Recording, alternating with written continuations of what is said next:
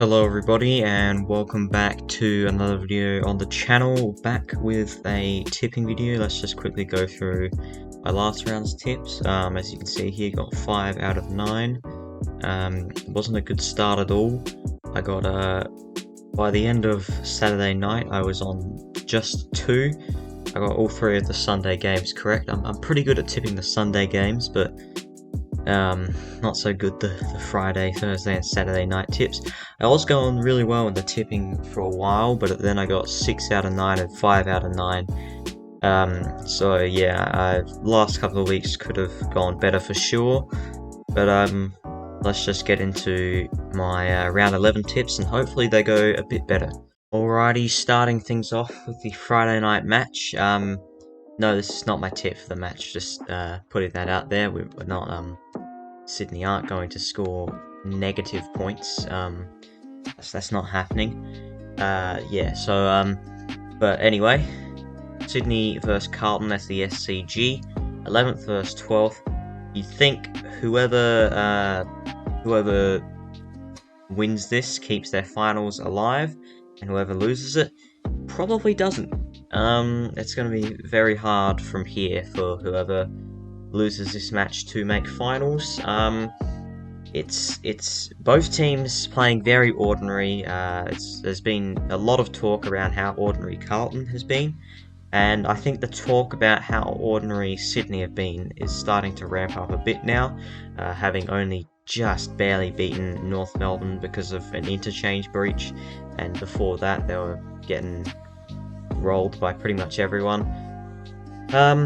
Look, I can't see us winning this game. I think Carlton should probably get this done quite comfortably, actually. I'm going to tip them to win by 34 points. I think Charlie Curnow... I said Nick Larkey was going to kick a bag last week. That didn't happen, but Charlie Curnow, he's definitely going to kick a bag this week. He's leading the Coleman on 36 goals, 3.6 goals a game, that is. Kicked 6 on us last time, and that was when we had all of our defenders in. This time we have no defenders in, and I mean, Charlie Curnow's playing better than what he was last year, I believe. He's already kicked a bag of 5, 6, and 9. He's going to kick another bag of probably about 7. Honestly, could kick 10. I'm going to tip him for 7 this match. I've also another one that could kick a bag potentially is Harry Mackay. He could really use this game as a confidence boosting game. He seemed to kick the ball fairly well last week. Kicked some actual drop punts instead of snapshots, but and struck those pretty well. Kicked a couple of goals in the game, so maybe his confidence is up a little bit now. I hope it isn't, because if it is, then he could potentially kick a bag as well. But yeah, I think that, yeah, Carlton should get this one done pretty comfortably, and I hope they don't, but yeah, I can't see this one ending well for us. I think that we're just going really poor right now. Alright, I spent a lot of time discussing my thoughts on what's going to happen in that last match. Let's move on to the other matches now. St Kilda versus Hawthorn. Hawthorn obviously coming off of a massive win. I did not expect them to beat West Coast by 116 points. I know I tipped them for the spoon, West Coast. I know they're not going very well, but 116 points to the team that was bottom of the ladder going into that round. That's not something you see every day. But I can't see Hawthorn backing it up in this one. I think they'll put up a spirited fight. I think now that they've gotten that big win on the board, that should probably give them a bit of confidence. They should really put in some competitive performances. Whether they get too many wins, I don't know, but I think that'll be a little bit of a mini turning point in their season, and they'll put up a good fight against a better team, but I think the better team will win this one. Melbourne versus Fremantle. Well, a few weeks ago, you'd be booking Melbourne in to win this one easily, but now Fremantle, they've won their last 3. They've scored 100 points 3 weeks in a row, so they're scoring well, they're playing well, they're playing a much more exciting brand of footy now. At the start of the year, it was just completely dull, and no one would want to watch Fremantle. But now it's fast ball movement, and it's working for them. I thought their wins against Hawthorn and Sydney were impressive, but I wasn't convinced, considering the quality of those two teams. But then when they backed it up against Geelong, that's when I really started to take notice. And will I tip them to win 4 in a row? No. I think Melbourne should get this one done. I think they are still the better side. I'll tip them to get it done by 13 points. Although it was this matchup last year in the Indigenous round that Fremantle actually beat Melbourne. It was Melbourne's first loss of the season to that point. They started 10-0. Yeah, actually, it was this exact matchup, round 11 last year at the MCG, Melbourne home game versus Fremantle. Melbourne last year at this point were 10-0, like I just said. But yeah, I think they should get it done this time around. Melbourne by 13. Geelong taking on GWS at GMHBA. Okay, yeah, don't know why I thought it was played somewhere else. Yeah, so Geelong, I think, should snap a bit of a mini losing streak. I'll tip them to get the job done comfortably by 32 points. Not really a whole lot to say here. I just think Geelong are the better team. GWS have been putting up some spirited performances, but they haven't been winning too many games. And I don't think they'll win this one. Geelong, I think, should get this one done fairly comfortably. Gold Coast versus the Bulldogs. It is a Channel 7 time slot. And it's pretty weird to see Gold Coast playing in a Channel 7 time slot game. It's not too often that happens. Bulldogs a little bit more of a normal thing. But yeah, I remember they got one game last year from memory in a Channel 7 time slot against Hawthorn. That was a game up in Darwin. They got one the year before that against Richmond.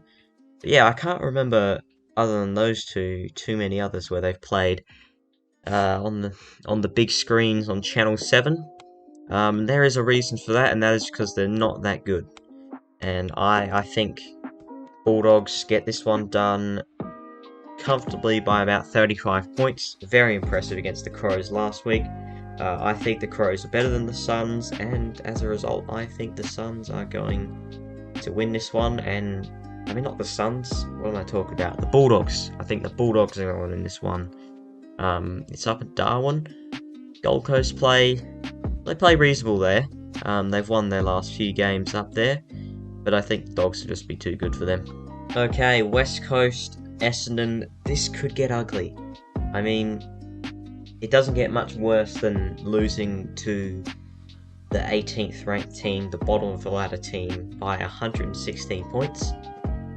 And now they've got Essendon and Collingwood, who are both in pretty good form. Well, Essendon, they were on a 4-game losing streak, snapped that with a drought-breaking win over Richmond. West Coast playing at home. I don't think it's going to make too much of a difference though, since they've already lost a game by 100 points at home this year. I mean, I can't see them getting anywhere near this game. I'm not going to tip it to be 100 points. I'll tip it to be a 90-point game. I think they'll show a little bit more spirit. It's weird to be saying that when I'm tipping them to lose by 90 points, but that is just how far they have fallen. This once proud mighty club. So yeah, Essendon by 90 points. I'd be absolutely shocked if they drop this game. Yeah, not much more to say here. Now to what hopefully should be a closer game. We got Richmond playing for the first time under their new coach, Andrew McQuilton. I think that's his name. Andrew McQuilton. I think that well, we've seen in recent times teams play and win their first game for their new coach. This year it happened with Ross Lyon for St Kilda, Alistair Clarkson for North Melbourne, and Brad Scott for Essendon. Last year we saw it with North Melbourne when David Noble got sacked. Sam Mitchell in his first game won. I'm trying to think of who else. There's definitely more than that. But anyway, the point is, teams regularly win when they get a new coach. I don't know why it is, if they just want to play well for their new coach, if it just rejuvenates the playing squad a little bit. But yeah, I think I'm gonna say that trend continues. Port Adelaide, they have to lose one eventually, so I'm gonna go Richmond by 16. Obviously disappointing loss. New coach, so there's two reasons why they'd want to respond this week. It's at the MCG. Like I said, Port Adelaide have got to lose one eventually. They're on a 7-game winning streak. I don't think that's going to last forever. So yeah, that's why I'm going to be tipping Richmond in this one. Alright, another game which could be a pretty stinky match.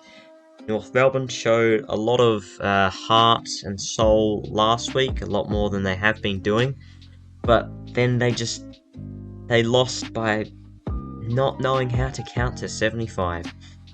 Very unfortunate for them. Will that close loss give them more confidence to play well, or will it just sap their confidence even more? I don't think they get anywhere near Collingwood in this one. I think Collingwood get it done by 89 points. Should be a pretty comfortable win for Collingwood. Final game of the round, Adelaide taking on Brisbane at the Adelaide Oval. Tough matchup, this one. I've been tipping Adelaide a lot, and I'm not going to tip them again this week, but I bet this will be the one week that they manage to pull off an upset win.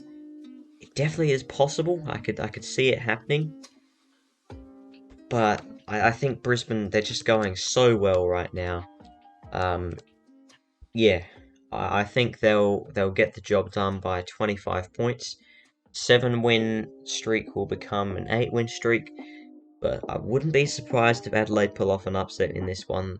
Apart from last week, they have been competitive just about every week.